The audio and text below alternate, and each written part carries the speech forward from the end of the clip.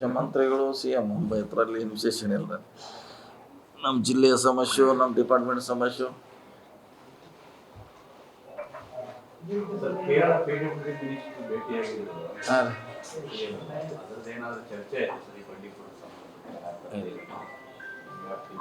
ನಮಗೆ ಭೇಟಿಗಿಲ್ಲ, ಅವ್ರಿಗೇನು C M ಭೇಟಿಯಾಗಿಲ್ಲ, ನನಗೆ ಯಾರು ಭೇಟಿಯಾಗಿಲ್ಲ.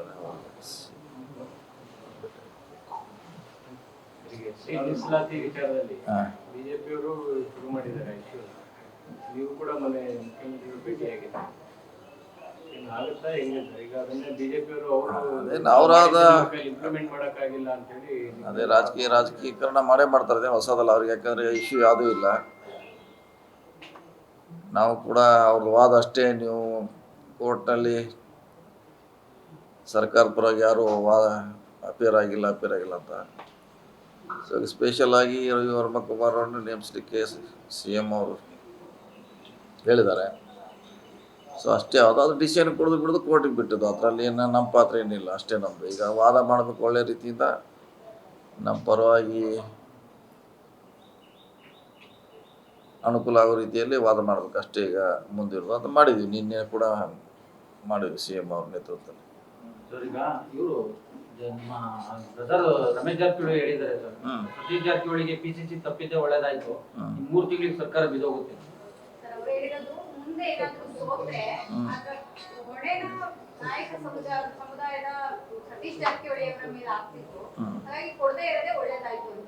ಇಲ್ಲ, ಕೊಟ್ಟರು ಕೆಲಸ ಮಾಡ್ತೀವಿ, ಕೊಡದಿದ್ರೆ ಹೇಳಿಲ್ಲ. ಅದೇನು ಅಧ್ಯಕ್ಷ ಕೊಡಬೇಕಂತೇನಿಲ್ಲ.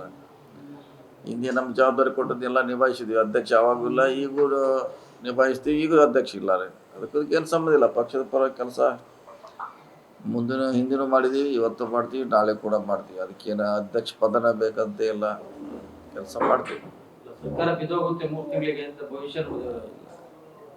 ಈಗ ಬಿ ಜೆ ಪಿ ಅವರು ಡೇ 1 ಹೇಳ್ತಿದ್ದಾರೆ. ಡೇ 1 ಹೇಳ್ತಿದ್ರು ಹೊಸದೆಲ್ಲಿದ್ರೆ ಅದ್ರಾಗು. ಅದು ಸಿದ್ದರಾಮಯ್ಯ ಪಾಠ ಮುಗಿತು, ಇದಕ್ಕೆ ಹೊಸದನ್ನೇ ಸೇಮ್ ಅದೇ ಏನಂತಾರೆ, ಅದು ಹೊಸದನ್ನ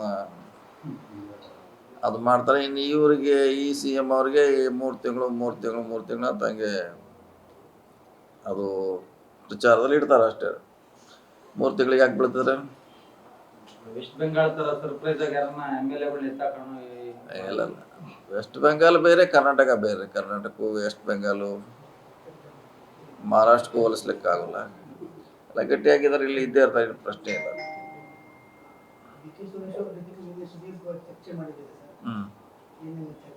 ಇದೇ ಹೇಳಿದ್ರೆ ಇದೇ ಹೇಳೋದು, ನಮ್ಮ ಜಿಲ್ಲೆದು, ನಮ್ಮ ಡಿಪಾರ್ಟ್ಮೆಂಟ್ದು. ಅದು ರಾಜಕೀಯ ಸಂಘಟನೆ. ಅದು ಸುರೇಶ್ ಅವ್ರ ಜೊತೆ ರಾಜಕೀಯ ಸಂಘಟನೆ ಬಗ್ಗೆ ಮುಂದಿನ ಹೇಗಿರಬೇಕು ನಮ್ಮ ಪಕ್ಷ, ಅದ್ರ ಬಗ್ಗೆ ಚರ್ಚೆ ಮಾಡಿದ್ರು.